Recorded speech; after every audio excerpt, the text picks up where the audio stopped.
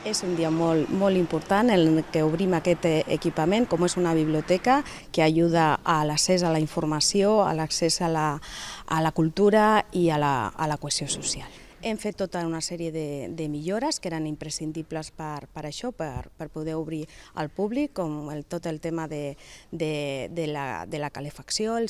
tot el sistema de climatització, l'adequació a la normativa per la instal·lació elèctrica, hem incrementat punts de llum i punts d'endols, l'accessibilitat a la primera planta amb la incorporació d'un ascensor. També obrim la implantació de tot el servei d'autoprèstec, la qual cosa facilitarà a l'usuari el material que s'hagi d'endur. I això és un equipament obert a tota la ciutadania, a tota la família, a tots els usuaris en el seu 80%. Evidentment resta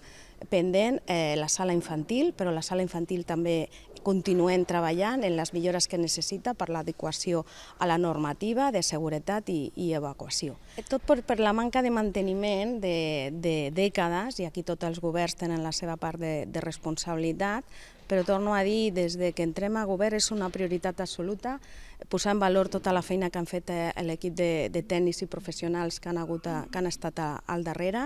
i és una bona notícia que avui la podem obrir i que la puguin disfrutar els badalonins i badalonines. Queda pendent la sala infantil, com he dit, però posar en relleu que continuarà el servei que donem al Centre Cultural Carme, continuarà obert i és on se continuaran fent les activitats dirigides, la sala d'estudi i també el servei de préstec.